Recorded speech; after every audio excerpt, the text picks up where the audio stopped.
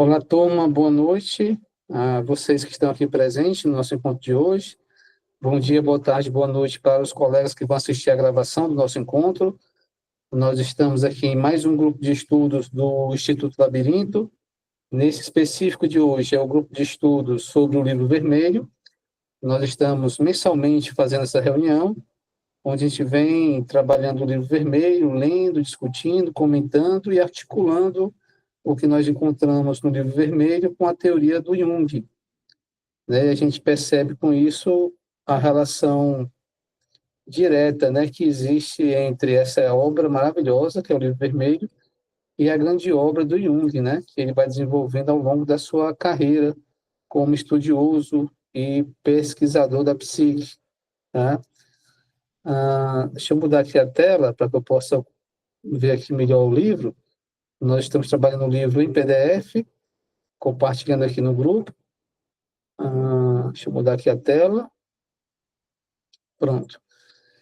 E nós estamos aqui no PDF, na página 304, que foi onde nós paramos no nosso último encontro, que corresponde à página 280 do Livro Vermelho. Tá? Estamos aqui no livro segundo do Livro Vermelho, no capítulo 12º. O título do capítulo é O Inferno. Tá? Então, vamos retomar a partir daqui, que era uma última questão que eu tinha colocado no encontro passado, mas que a gente trabalhou superficialmente, ou nem tocamos nessa questão de forma mais aprofundada, por conta do tempo. Então, aqui a gente vai comentar sobre a chegada, né, a esse mundo, né, que ele chama de submundo, né, que a gente pode compreender também como o mundo da sombra, o mundo do inconsciente, né, do inconsciente, inclusive coletivo, né, do inconsciente impessoal. Então, Jung descreve: na segunda noite, após a criação do meu Deus, informou-me uma visão de que eu havia chegado ao submundo. Eu estava num subterrâneo tenebroso. O chão consistia de placas úmidas de pedras. No meio havia uma coluna da qual pendiam cordas e enxadas. Ao pé da coluna jazia um emaranhado. Um emaranhado. Só um instantinho aqui que o Afonso está pedindo para entrar aqui. Deixa eu liberar aqui a entrada dele. Tá? Só um instantinho.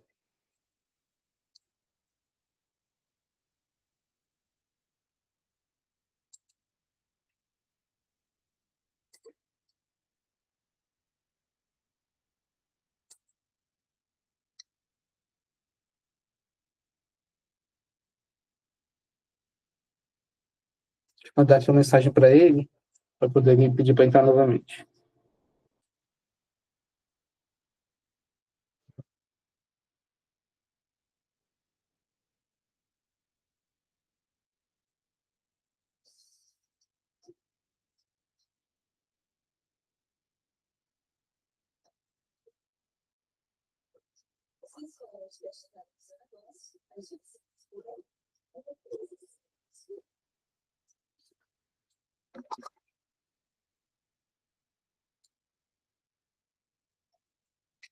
Prontinho, só guardando aqui enquanto o Afonso entra.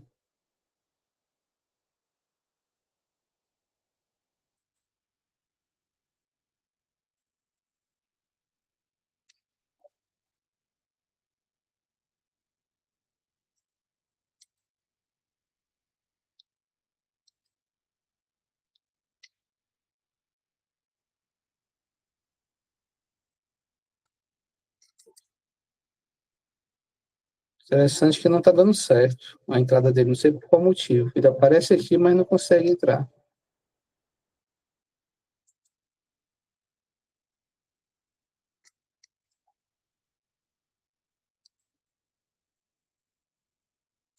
Acho que agora vai dar certo.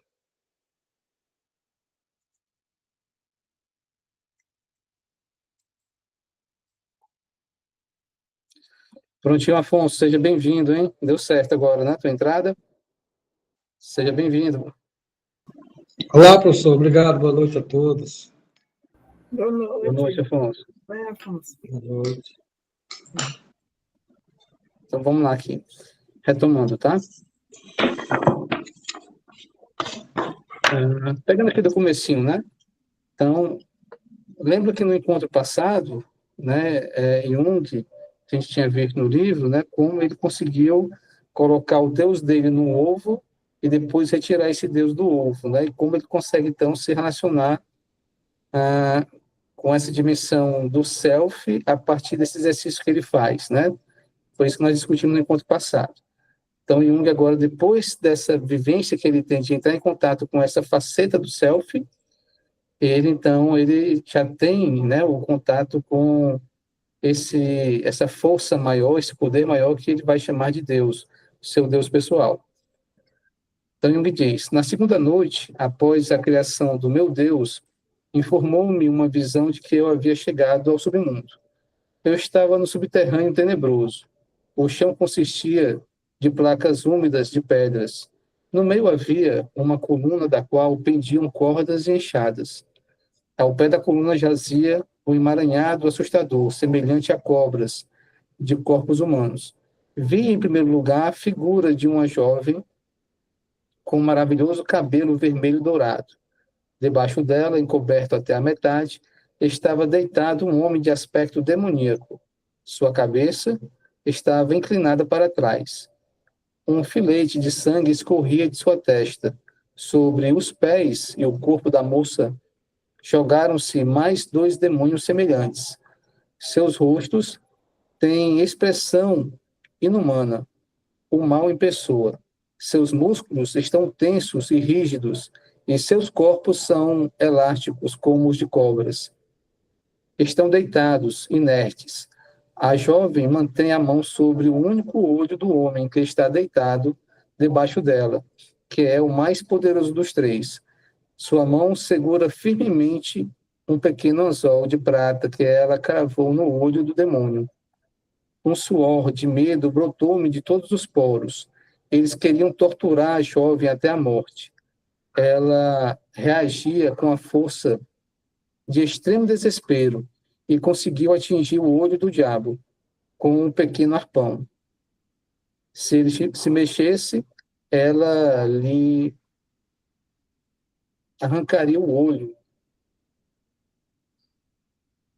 com um último puxão. O pavor me paralisou. O que acontecerá? Uma voz falou: o diabo não pode fazer sacrifícios, não pode oferecer em sacrifício o seu olho. A vitória está com aquele que pode oferecer sacrifícios. Né? Continuando. A visão desapareceu. Eu percebi que minha alma havia caído no poder abissal do maligno. O poder do maligno é inconteste.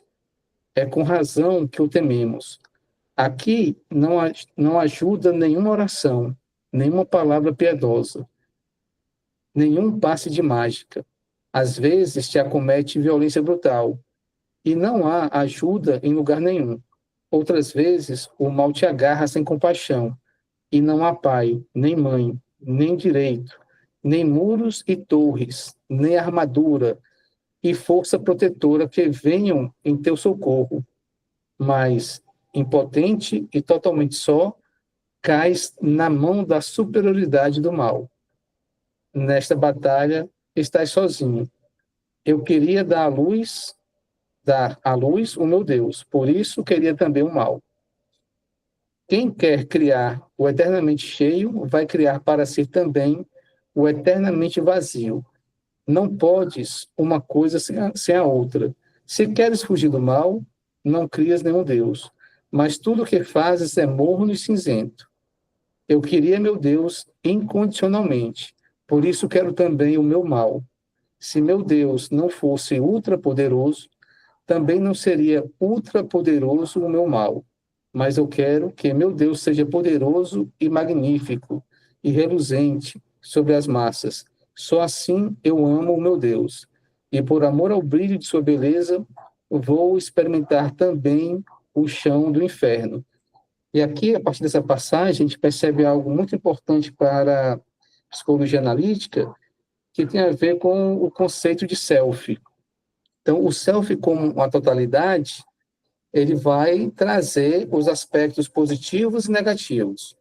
E vai trazer, inclusive, contido nele como potencial, né, a dualidade. Então, o self vai apresentar aspectos terrenos e celestes, aspectos luminosos e trevosos, aspectos masculinos e femininos, aspectos do bem e aspectos do mal. Então, à medida que, ao longo do processo de individuação, o indivíduo vai ampliando a sua consciência e entrando em contato com esse aspecto mais profundo da sua personalidade, que é o self, naturalmente ele vai se deparar com o problema do mal. Né?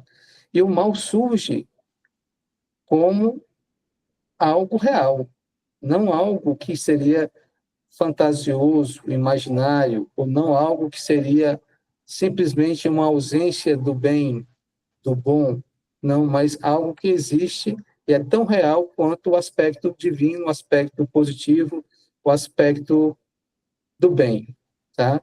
O que é que vem a ser na prática esse mal? E um que fala aqui nessa passagem do texto. Tudo aquilo que é pleno, que é cheio, que traz uma planificação, que traz uma realização, a gente tem a tendência de nomear isso como algo positivo, como fazendo parte do bem. E tudo aquilo que esvazia, né, ou que já é esvazio em sua natureza, tudo aquilo que retira, tudo aquilo que diminui, que restringe, a gente também tem a tendência de chamar isso de mal. Né? Essas duas forças, a força da plenitude e a força do esvaziamento, estão presentes na psique, porque fazem parte do self. De início, né, durante o desenvolvimento da personalidade, você percebe que um ego está sendo construído, está se fortalecendo, está ocupando espaço, está se planificando, mas esse ego ele precisa também, se ele quiser avançar na direção do self, entrar em contato com o oposto disso, que é a força contrária, que é o esvaziamento, que é o aniquilamento, que é o, o obstáculo, né? A restrição, a contração, né? E essa força contrária surge a partir do inconsciente, portanto, surge a partir da sombra. Depois de um certo momento em que você começa a conviver com esse vazio, com essa ausência, com essa falta, e que você consegue suportar esse vazio, essa falta, essa ausência, é que você caminha de forma dialética para uma nova plenitude, para um novo preenchimento. Né? Então, essas forças se alternam na psique de forma dialética. Ora, nós estamos entrando em contato com a realização, com a planificação, com a plenitude.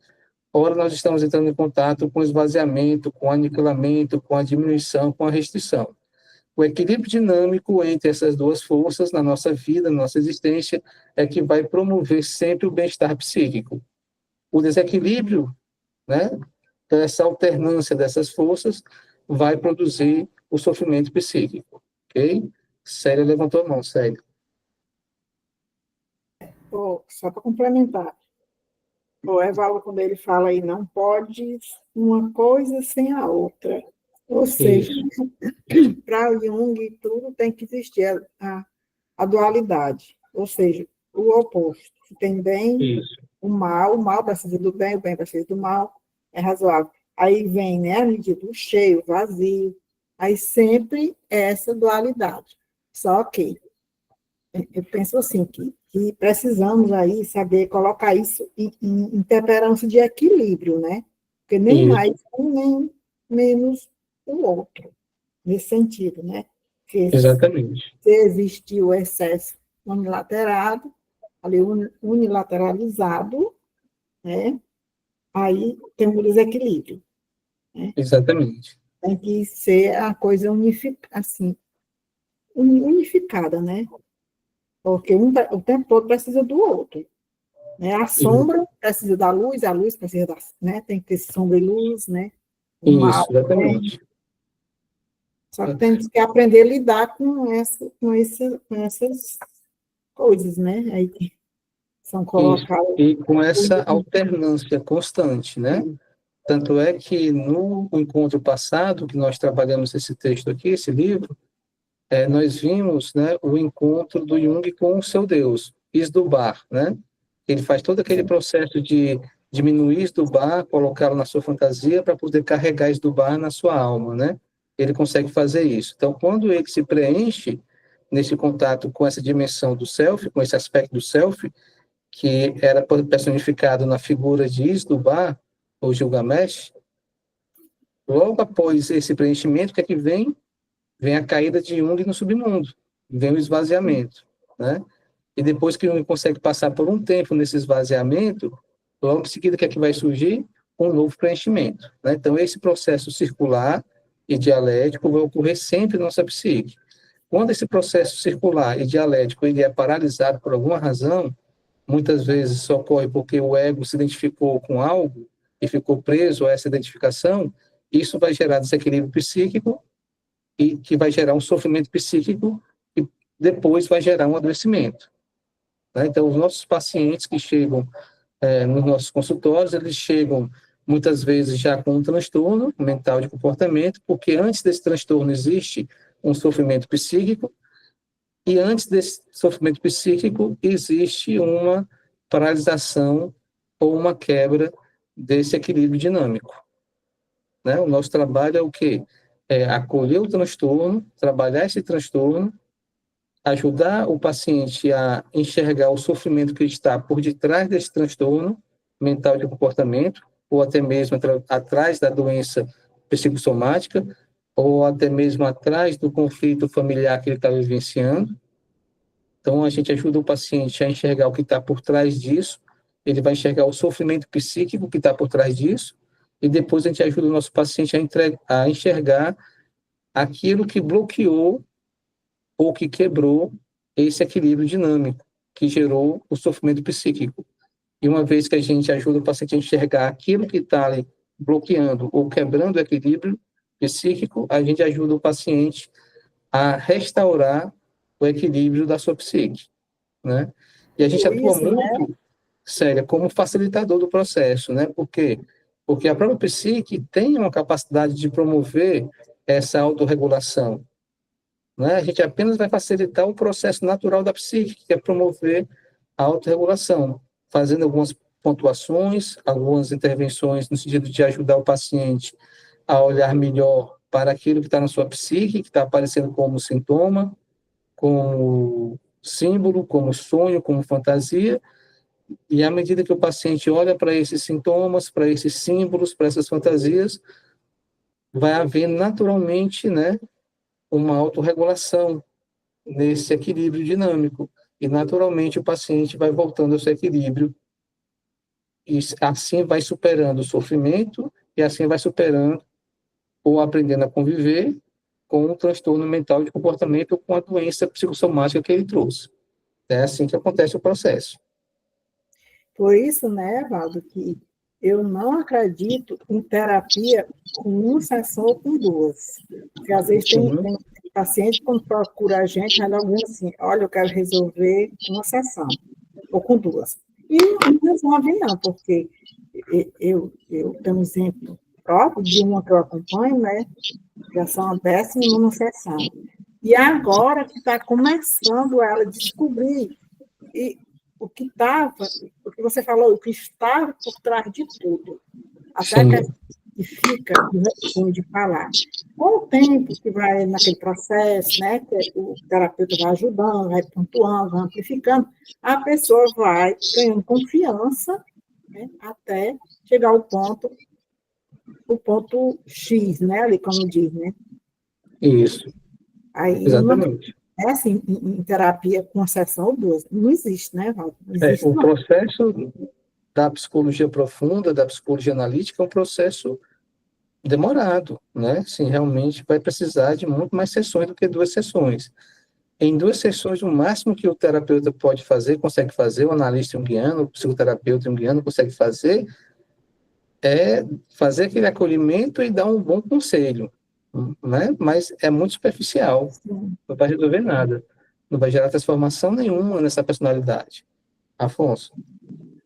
Oi, professor, boa noite, Sérgio. Boa noite, Afonso. Professor, tem uma frase que eu gravei aqui que eu achei interessante, que ela é muito rica, eu acho que eu queria que a gente pudesse conversar um pouco sobre ela. Ele diz nessa assim, leitura, diz assim, se quiseres ou se queres fugir do mal, não crie nenhum Deus. Sim. Trazendo isso para o processo terapêutico, a gente pode entender que é como assim, eu fico pensando se quando a pessoa chega, quando o paciente ele chega no processo terapêutico, ele vem de certa forma cheio. O transtorno é um preenchimento, não é um esvaziamento. Muitas vezes você tá cheio de dúvidas, cheio de questões, mas vem para a terapia para substituir por outras questões. Assim, o vazio é difícil das pessoas entenderem esse vazio. E Deus, a ideia de Deus parece que ela preenche esse vazio muitas vezes e as pessoas transferem para isso simplesmente, né? E a gente percebe assim, o mal e o bem como algo necessário, você olhar para isso. O mal, não no mal, né, o mal que a gente faz juízo de valor, mas o antagônico daquilo que você espera, o que você percebe da vida, né? Aí essa frase ela me chamou a atenção porque eu acho que ela traz dentro dela uma riqueza muito grande para o processo terapêutico, né? Se queres fugir do mal, não crie nenhum Deus. É como se o Deus tirasse de você a possibilidade de você pensar a si mesmo, né?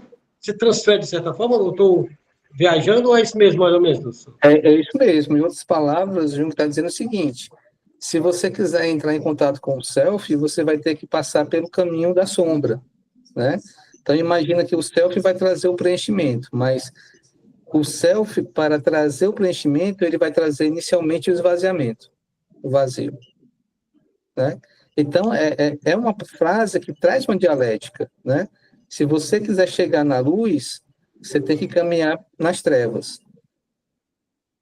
Então, é essa dialética que o está trazendo aqui. O que acontece quando se cria um Deus? O que seria um Deus dentro da linguagem junguiana? Criar um Deus dentro da linguagem junguiana é você pegar um aspecto da verdade e entender que esse aspecto da verdade é a própria verdade absoluta. Tá? Então, por exemplo, se eu pegar a teoria junguiana, a psicologia analítica, toda a obra do Jung, né, e considerar que essa obra traz a verdade absoluta, tá? Eu vou estar entrando em contato com esse meu Deus, né? Essa verdade absoluta da teoria junguiana vai ser o meu Deus, a minha vida vai girar em torno dessa divindade, desse Deus, e naturalmente eu vou estar criando um mal. Qual é o mal? Tudo aquilo que não diz respeito à psicologia analítica, tudo que está fora. Tudo que está fora da psicologia analítica seria o mal. Então, a psicanálise seria o mal, a terapia comportamental cognitiva seria o mal, e assim por diante, né? Então, na hora que eu me deparo com um aspecto da verdade, coloco isso como algo absoluto, naturalmente, eu vou estar criando a condição para vir futuramente um esvaziamento, naturalmente, tá? Mas esse esvaziamento, esse vazio, que inicialmente e aparentemente é mal, né? Dentro de uma visão dialética que Jung traz, esse mesmo mal vai se tornar um bem, porque vai me dar a chance de eu romper com esse Deus falso que eu tinha construído. Aí eu vou, então, caminhar para uma verdade mais profunda. Mas essa nova verdade mais profunda que eu venho a chegar, ela também não é a verdade absoluta. Ela é um pouco mais profunda do que a anterior, mas tem outras coisas para além dela, que eu vou continuar avançando. E nesse meu avançar, eu vou ter que caminhar novamente pelo vazio. Então, é sempre esse processo dialético. Para poder chegar na plenitude, eu tenho que experimentar o vazio. Depois que eu experimento o vazio, eu chego na plenitude. E quando eu chego na plenitude, eu vou ter que experimentar novamente o vazio para que eu possa entender que aquela suposta plenitude não é uma plenitude verdadeira. Existe algo além. Existe algo que vai me gerar uma plenitude maior, se assim puder falar. E assim eu vou estar sempre caminhando naquilo que Jung chama de processo de individuação. Tá?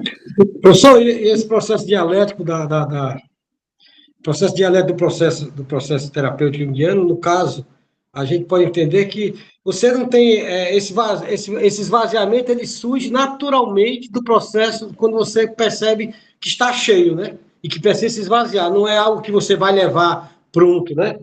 Porque, assim, Isso. eu fico muito, eu sempre fico muito atento a essas questões, porque a psicologia, o paciente, quando chega no processo de análise, ou quando ele se aproxima da psicologia, há um endeusamento disso aí. Eu acho que, quando essa frase também me chama muita atenção disso aí, né? A psicologia, às vezes, ela surge, e esse processo ele pode vir no paciente, que isso aí não é problema nenhum. Agora, a gente, enquanto terapeuta, tem que estar preparado e pronto para perceber esse movimento do paciente, né? E não, assim, não propor um vazio. Não existe um vazio pronto. O vazio é algo individual dentro desse processo de individuação, né? Então, ele vai acontecer, mas de uma forma bem natural, não é algo que eu vou trabalhar de uma forma, né, como uma massa, né, como algo objeto. Isso, isso. Olha, uma imagem que reflete muito bem isso que você está colocando, Afonso, é a própria respiração, a imagem da respiração. A gente inspira, a gente para, a gente expira, a gente para, né? Tem 4 etapas nesse processo natural da respiração, né? Então, se eu ficar só inspirando, inspirando, inspirando, inspirando, inspirando, inspirando, buscando a plenitude, vai chegar uma hora que eu vou perceber que não consigo mais, né? Então, naturalmente, eu vou ser forçado a expirar. E depois que eu expiro, expiro, expiro, expiro, expiro bastante, bastante, naturalmente eu sou forçado a inspirar. Então, é esse movimento aí que é um movimento que gera um equilíbrio dinâmico, que é saudável. E, professor, eu queria compartilhar uma questão que foi interessante. Eu tive um sonho essa semana, muito Sim, interessante, que era um carrasco, com uma machada, com um machado assim, e ele é, pegava na minha cabeça, eu estava olhando, mas claro que esse sonho era meu, eu acho que era a minha cabeça, claro, né? sim, E ele simplesmente sim. dava um corte bem certeiro no meu pescoço, separando do corpo. E tirava uma porção branca, como se fosse da minha região aqui do tronco, e comia. E eu ficava assim, impressionado no sonho, isso aí eu estou lembrando muito bem, e que eu dizia assim, poxa vida, essa violência toda, para que essa violência toda, né? Aí quando eu acordo, eu vou logo ver o arquétipo do carrasco. Uma Sim. descrição perfeita do arquétipo do carrasco, desse processo de transformação, essa quebra, esse rompimento, né? E que se Uhum. dá assim, vai se dar da forma natural. E eu vendo os relatos de Jung no livro vermelho, a gente vê sangue, vê tanta coisa, né? E a gente fica se perguntando, Sim. tudo simbolismo, né? Mas o inconsciente se utiliza dessas imagens fortes, né? Para nos mostrar, assim, o processo é realmente um processo doloroso, muitas vezes, de rompimento, de transformação, de mudança de fase, né? Então, De assim, eu acho muito morte, interessante ele falar de bem, de ruptura, mal, né? né? De corte, De separação, de morte, de corte, separação né? de morte, corte. Esse Verdade, sonho foi muito interessante, esse sonho que eu tive. verdade. E o sonho, né, como todo sonho, traz uma mensagem, né, para a sua consciência, e ao mesmo tempo o próprio sonho já faz parte do processo natural de autorregulação psíquica. O próprio sonho, né, o que ele produz já é uma tentativa de promover a autorregulação psíquica. Então, às vezes, não precisa nem a gente entender o sonho, às vezes. Basta o sonho para poder já promover uma equilibração, né, uma transformação interna, muitas vezes, né? Então, a mensagem que esse sonho está trazendo, claramente, é que algo precisa ser retirado, né? Tem algo aí que precisa ser retirado. Esse algo se encontra numa região que simbolicamente é o pescoço, né? Então, esse pescoço tem a ver com o quê, né? Então, algo para você pensar, para você refletir, assim como é importante também refletir sobre quem é o carrasco, né? Ou o que é o carrasco que está fazendo esse corte, né? Que está fazendo essa retirada de algo que precisa ser retirado, né? Pelo vigor da coisa, eu entendo que o self está bem próximo desse processo, né? Está Provavelmente, operando, né? Com esse corte, provavelmente, né? provavelmente. E Então, quem assim, é o self, né? um corte bem certeiro, que não tem sangue, sabe? Um corte que não tem sangue. É assim, uma separação mesmo, assim, bem laminar mesmo, né? Dentro de um É, processo muito aham. interessante. Mas que não há morte, né? Então, o carrasco não mata, o Não. carrasco faz quase que um procedimento cirúrgico, né? E É ele se quase uma alimenta, cirurgia. e ele se alimenta de uma porção, né? Eu vi, então, estava lendo no livro vermelho, também numa das visões que Jung relatando, uma imagem mais ou menos parecida com essa, de uma poção branca que se alimentava dessa poção branca. Eu achei muito interessante. Eu li isso hoje e lembrei do Uhum. sonho enquanto lia, né? Esse sonho é um convite, né, para você refletir sobre essas imagens, né? Pensar sobre elas, sobre o carrasco, sobre essa substância branca, sobre essa região do corpo que é cortada, né, o pescoço, né? Então, é um convite, né, para você refletir sobre isso. Ok? Gente, aqui avançando um pouco mais.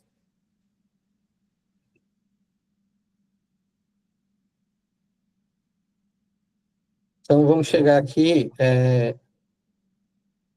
uma outra questão que eu compartilhei com vocês, lá no nosso roteiro, que diz respeito ao capítulo 13º, onde Jung fala sobre o assassinato sacrificial. Então, percebam que algo deve ser sacrificado, né? Então, essa é aquilo que estava trazendo no capítulo anterior. Se você quiser avançar no seu processo, você vai ter que ser capaz de fazer algum sacrifício, né? O sonho do Afonso é um tipo de sacrifício, né? Ele está ali sendo sacrificado, né? Ou alguma coisa está sendo sacrificada, né? Exatamente. E, aliás, é um ritual, né, professor? O carrasco ele tem todo um ritual, é todo ritualístico, né, de certa forma, né? O Isso, né? objeto, o instrumento que corta, né? Tudo tem uma função dentro desse processo ritualístico, né? Exatamente. E é um carrasco diferente, né? Não é um carrasco que está ali apenas para matar, né? Ele está ali, na verdade, para fazer uma retirada de algo, né? Quase que um procedimento cirúrgico, né? E esse algo que ele retira, ele se alimenta daquilo que ele retirou, né? Então, tem um outro simbolismo aí que vai para além do carrasco em si, né? Como você falou, é quase que um ritual, né? Então, que sacrifício é esse? O que é que precisa ser sacrificado, né? O que é que precisa servir como alimento a esse carrasco? Então, vamos aqui, né? O assassinato sacrificial. Mas esta foi a visão que eu não queria ver, o terror que eu não queria viver. Uma sensação doentia de nojo me surpreendeu. Cobras repugnantes e traiçoeiras serpenteiam devagar, estalando pelos bosques. Ficam dependuradas, preguiçosamente cheias de sono asqueroso, enroscadas num enovelado horroroso nos galhos.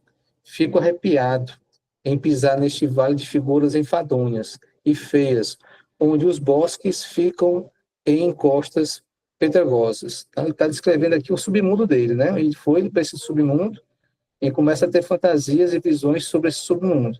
Aqui é uma delas. O vale parece tão vulgar, seu cheira a crime, a toda ação covarde e ruim. Sou acometido de nojo e horror. Ando hesitante sobre pedras de cascalho, evitando aquele lugar escuro, por medo de pisar numa cobra. O sol brilha fracamente num céu distante e cinzento, e toda a relva está seca. De repente, vejo diante de mim, no meio das pedras, uma boneca com a cabeça quebrada. Mais alguns passos, um pequeno avental. E lá, atrás de uma moita, o corpo de uma menina, cheio de horríveis ferimentos, ensanguentado. Um pé está com meia e sapato, o outro cheio de sangue esmagado. A cabeça? Onde está a cabeça? A cabeça é uma sopa de sangue misturada com cabelo, contendo ainda pedaços embranquiçados de ossos. Em volta estão as pedras respingadas de massa encefálica e sangue. Minha visão é tomada de horror. Do lado da criança está uma figura encoberta, como a de uma mulher, quieta, o rosto coberto por um véu impenetrável. Vejam que não é um sonho, é uma visão, né, gente, que está tendo aí, né? É uma visão. Olha que visão terrível, né? E impactante, né? Ela me perguntou, por que dizes isso? Jung responde, o que dizes? Aqui não cabem palavras. Entendes isso? Jung diz, recuso-me a entender algo assim. Não posso falar disso sem ficar irritado. Por que deverias te irritar? Tu irias te irritar todo dia enquanto viveres. Por isso, e coisa semelhante, pois isso e coisa semelhante acontecem na Terra diariamente. diz Jung, mas na maioria das vezes não o vemos. Portanto, não te basta saber disso para ficares irritado? Quando apenas sei de algo, a coisa se torna mais fácil e simples. O assustador, no mero saber, é menos real. Aproxima-te, vês que o ventre da criança foi aberto com faca. Tira o fígado. Então, nessa visão, ou seja, nessa imaginação ativa, né, Jung está interagindo com essa figura feminina, terrível, diabólica, e essa figura feminina diz para Jung, tira o fígado do ventre da menina que foi morta, está sendo sacrificada, né? Jung diz, eu não vou tocar nesse cadáver. Se alguém me visse, diria que eu era o assassino. Percebe aí o quanto que é forte e intensa uma imaginação ativa? Porque se fosse apenas a fantasia, Jung diria, isso aqui é só uma fantasia besta, não vou mais pensar nisso. Mas como é uma fantasia que traz uma realidade, que faz parte da realidade psíquica, Jung reage a essa fantasia como se fosse real. E diz, eu não vou tocar, porque se eu tocar, eu vou estar cometendo um crime. Então é como se fosse um evento real. És covarde, pega o fígado. Por que devo fazer isso? É absurdo. Eu quero que tires o fígado. Tu precisas fazer. Quem és tu para pensar que podes dar-me esta ordem? Retruca Jung. Eu sou a alma desta criança. Tu tens de fazer esta ação por mim. Não entendo nada, mas vou acreditar em ti e fazer a tolice horrorosa. Meto a mão no ventre aberto. Sinto que ainda está quente. Olha a realidade da fantasia, né? Ele mete a mão no ventre aberto, sente que ainda está quente. O fígado está preso. Pego da minha faca e corto nos lugares que o prendem. Retiro e apresento com mãos cheias de sangue a figura. Professor, Aí, pois não, Afonso. Pois não. o senhor faz a leitura aí e eu tentando fazer uma analogia com toda a missão de Jung mesmo nessa época, né? Uhum. Com a missão quando eu vejo o fígado, por exemplo, o fígado como um órgão que metaboliza, né? A função que ele tem dentro do organismo, você vê da estrutura da psique, por exemplo, né? Você tocar nessas questões, por exemplo, do conhecimento, da racionalidade, né? Eu fico assim pensando que essas visões, dentro de uma forma um pouco perturbadoras, né? Mas talvez trouxesse exatamente essas questões, professor, tudo aquilo que ele tinha que desenvolver, ou que ele estava vivenciando dentro dele internamente, os conflitos daquilo que ele achava, o próprio trazer, o próprio conteúdo com as críticas que se tinha à época, né? Com relação as propostas que ele tinha de ver isso aí, né? Quando fala também dessa menina, dessa criança, né? Dessa criança, dessa alma, né? Também que precisa progredir nesse processo de individuação, né? Entrar nesse ventre, né? Fazer. Assim, eu fico viajando assim dentro de um simbolismo muito grande com relação muito o que ele tinha, as propostas que ele tinha. Depois que ele conseguiu fazer dentro do processo todo esse arcabouço da psicologia analítica, é que a gente percebe assim, talvez que tudo isso chegou, né? E dialoga muito bem com tudo que ele passou na vida, todo o processo de dor, de sofrimento, né? Para poder Olha, fazer uma toda essa. fantasia dessa tão intensa, tão forte, né? E quase que real, essa fantasia aqui, né? Quase como um evento real, né? Real concreto, né? Mostra que Jung aqui esteve bem pertinho de surtar, de psicotizar. Esteve bem perto, né? Não surtou mesmo de vez, porque ele teve todo um amparo, uma estrutura de fortalecimento egóico, fez alguns exercícios importantes para isso, estava em análise, né, porque nesse momento da vida dele ele estava fazendo terapia com a Toni Wolff, né, porque ele compartilhava com ela os seus sonhos, as suas visões, as suas fantasias, e ela acolhia isso e trabalhava isso com ele. Ele estava registrando, escrevendo e pintando essas fantasias e esses sonhos. Tudo isso deu condições para ele de passar por essas fantasias sem surtar de vez, sem enlouquecer de vez, né? E aí, a partir disso, ele consegue construir a teoria dele. Então, esse é o laboratório dele, né? Laboratório de pesquisa do Jung, a sua própria alma, né? Seus próprios sonhos, as suas próprias fantasias, as suas visões. Em cima desse laboratório, né, que ele faz um trabalho realmente maravilhoso, é que ele consegue depois construir a sua teoria, que é brilhante, que é maravilhosa, que é a teoria junguiana, que nos ajuda, né, a dar conta de vários pacientes, né? Pois é, professor, porque você vê assim, eu fico imaginando Jung, a efervescência, né, de tanto conteúdo, de tantas propostas que surgiu. Porque nós, no nosso processo de individuação, às vezes a gente se depara com algumas situações de a gente. Quer dizer, eu trago uma imagem dessa, por exemplo, que eu trouxe do meio desse sonho, né, de um processo que eu estou vivendo, né? Uma imagem isolada. Então, imagina você ter uma sequência de imagens, de processos de, né, de filtrar tudo isso, não é realmente essa riqueza que o livro vermelho nos traz, né? De tantas Verdade. imagens, tantos símbolos, né? Porque se a gente for pegar cada símbolo desse, seria impossível, né? Da riqueza que traz o livro vermelho, tantas coisas, né? Cada coisa com simbolismo, porque cada imagem dessa tem um sentido, né? Tem um sentido dentro desse processo, né? Tem. A gente O divide próprio isso, né? fígado tem um sentido, que ele vai dizer que qual é o sentido do Exatamente, né? fígado. O Você próprio meter a fígado, ele mão vai no dizer vento, né? De sentir quente, a vida ali, né? E depois que isso, você vai contar o texto aí, quando tirar o véu, quem é essa pessoa, né? A própria alma, né? a Olha que própria alma dele. interessante, né? Perfeito. Continuando aqui, né? Ó, agradeço muito, diz a pessoa, a mulher, né? Jung pergunta, o que devo fazer? Conheces a importância e o significado do fígado e deves com ele cumprir o rito sagrado, fazer o sacrifício, né? E qual é? Pergunta Jung. Toma um pedaço em vez do fígado todo e come. O que estás exigindo? Isto é loucura perigosa. Isto é violação de cadáver. É antropofagia. Tu me tornas cúmplice deste mais medonho de todos os crimes. Olha só o nível da fantasia, né? Porque se fosse uma simples fantasia, Jung podia dizer, vou comer porque é só uma fantasia. Estou imaginando que estou comendo fígado, né? Mas não é uma simples fantasia, né? É uma fantasia tão intensa que é quase como se fosse real. E ele reage a essa fantasia como se fosse real. Não vou fazer porque isso é um Violação, né? crime. É uma violação, né? De uma lei Violação. social, Poxa, né? interessante. Né? E isso, ó, tu me tornas cúmplice deste mais medonho de todos os crimes. Ela diz, tu imaginaste os piores tormentos para o assassino, com que pudéssemos expiar sua ação.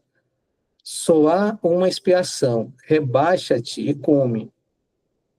Jung diz, não posso, eu me recuso, não posso partilhar desta culpa terrível. Tu tens parte nessa culpa. Eu? Parte nessa culpa? Indaga Jung. Tu és um ser humano, e um ser humano perpetrou este ato. Sim, eu sou um ser humano. Eu o amaldiçoo por ele ser humano, e eu me amaldiçoo por eu ser um ser humano. Ela diz, portanto, toma parte em seu ato, rebaixa-te e come. Eu preciso da expiação. A mulher dizendo, né? Quem precisa da expiação é ela. E Esse para isso, rebaixe, Jung precisa se rebaixar e esse comer. rebaixe também que come também é muito importante, muito interessante, né? Hum, Isso me leva também a pensar, aí eu não sei se eu estou viajando também, a própria epoquê, a própria suspensão dos nossos conhecimentos, por exemplo, do processo analítico, por exemplo, né? Esse rebaixamento, né? E ver esse humano, né? Eu sou humano, então você tem que. Você rebaixa e come, porque foi do humano que nasceu isso, então você, como humano, também é parte desse processo, né? Você também nesse isso. processo, o lugar do terapeuta, por exemplo, aí, né? No processo dessa construção do processo analítico, né, professor? Talvez, Isso. não sei se eu estou viajando, mas assim, bem. Não, é por aí, porque em outras palavras quer dizer o quê? Que o mal também está em nós, cada um de nós. Eu preciso reconhecer isso se eu quiser me libertar desse mal. Se eu não reconhecer que o mal está em mim, eu vou ser dominado por esse mal. Entende? Se eu não reconhecer que eu sou ser humano como um outro ser humano, né? Se eu perceber que eu sou um ser humano diferenciado dos demais e que sou bom e os outros são maus, esse mal que vai existir em mim vai ser inconsciente. E por ser inconsciente vai me dominar, vai me subjugar. Verdade. Professor, e outra coisa, interessante, o fígado é o único órgão que se regenera, né? Sim, E ele não mandou comer o fígado todo, tira uma parte e come, né? Porque dessa é. parte tu se alimenta e tu vai reconstituir tudo, de certa forma, todo o processo, né? Vamos ver o que vai Talvez, acontecer aqui. Ó. Vamos ver aqui na leitura o que vai acontecer. Ó. Só há uma expiação. Rebaixa-te e come. Não posso, eu me recuso. Não posso partilhar dessa culpa terrível. Tu tens parte dessa culpa. Eu, parte dessa culpa. Tu és um ser humano e o ser humano perpetrou este ato. Sim, eu sou um ser humano. Eu o amaldiçoo por ele ser um humano. E eu me amaldiçoo por eu ser um humano. Ela diz, portanto, toma parte em seu ato. Rebaixa-te e come. Eu preciso da expiação. Jung diz, assim seja, por amor à sua vontade, já que és a alma desta criança. A Jung, ajoelhei-me nas pedras, separo um pedaço do fígado e o enfio na boca. Minhas entranhas trazem um vômito até a garganta. Lágrimas saem de meus olhos. Suor frio sobre minha testa. Um gosto insipidamente adocicado de sangue. Engulo com esforço desesperado. Não vai, não desce. Mais uma vez e mais outra. Quase desmaio. Deu certo, desceu, né?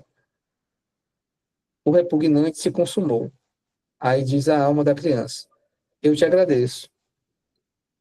Ela afasta seu véu para trás. Uma bela mocinha de cabelo ruivo. Tu me conheces? Pergunta a moça.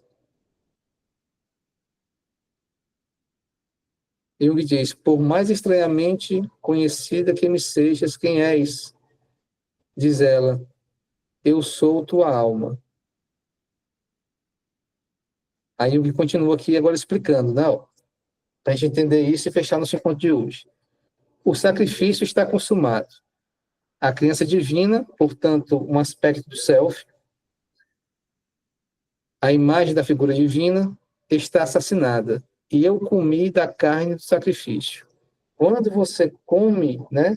Ou seja, quando você assimila esse aspecto do self, que no caso é a criança divina, isso que você assimilou vai ser, né, utilizado para construir a sua alma, para revelar a sua alma. Portanto, para desenvolver a sua personalidade. Então, existe algo intermediário entre o ego e o self. Esse algo intermediário é o inconsciente, naturalmente, né? Mas o que é que está ocupando, enchendo, preenchendo esse inconsciente? Inicialmente, é a sombra, é o mal, é aquilo que você não quer, é aquilo que você rejeita, é aquilo que está errado. À medida que você vai assimilando isso, vai se relacionando com isso, assimilando, né, esse material que está no inconsciente, você vai, ao mesmo tempo, construindo e desenvolvendo a sua personalidade. E uma vez que você desenvolve a sua personalidade, você está se conectando com o self. Então, Jung experimentou o processo de desenvolvimento da personalidade nessa visão que ele teve ao entrar em contato com essa criança divina que foi morta por essa mulher, que depois se revela como a alma, né? Como a alma dele. Então, voltando aqui para o texto para finalizar nosso encontro de hoje. O sacrifício está consumado. A criança divina, a imagem da figura divina, está assassinada, e eu comi da carne do sacrifício. Na criança, na imagem da figura divina, não está contido apenas o meu desejo humano, mas também o primitivo e a força originária, que os filhos do sol possuem como herança imperdível. De tudo isso precisa o Deus para o seu nascimento. Mas se ele é criado e se retira rapidamente para os espaços infinitos, então precisamos novamente do ouro do sol. Precisamos restaurar de novo a nós mesmos. Aquela dialética que eu falava para vocês no começo, né? Plenitude e esvaziamento. Esvaziamento e plenitude. Mas como a criação de Deus é uma ação criadora do mais elevado amor, a restauração de nossa vida humana significa uma ação do inferior. Este é um grande e obscuro mistério. A pessoa humana não consegue por si só realizar esta obra. Para tanto, ajuda o maligno, que a faz em lugar da pessoa. Mas a pessoa precisa reconhecer sua culpa conjunta na obra do diabo. Precisa comprovar este reconhecimento comendo da carne sangrenta do sacrifício. Com esse gesto, anuncia que é uma pessoa humana, que reconhece tanto o mal quanto o bem, e que através da retração de sua força vital, destrói a imagem da figura divina. E com isso também se declara desvinculada do Deus. Isso acontece para o bem da alma, que é a verdadeira mãe da criança divina. Então, essa é a explicação que Jung dá a esse processo, né, que eu descrevi para vocês como o contato entre o ego e o self. Um aspecto do self se manifesta, esse aspecto é morto por algo que é sombrio, você se aproxima desse algo que é sombrio, você se nutre disso, à medida que você se nutre disso, você caminha novamente para o self. Então, é esse processo dialético em que você vai oscilar entre plenitude e esvaziamento, vida e morte, luz e trevas, né? E nessa dialética vai havendo a transformação que a gente vai chamar de processo de individuação. E aí, gente? Então, pelo nosso horário, finalizamos por hoje. Daqui a 15 dias, teremos o grupo de estudo sobre o hermetismo, tá? Estudando a obra do Money Hall, os ensinamentos secretos de todos os tempos. E daqui a um mês, a gente volta com o livro vermelho. Ok? Então, pessoal, forte abraço para vocês, boa noite e até a próxima. Obrigado. Até mais.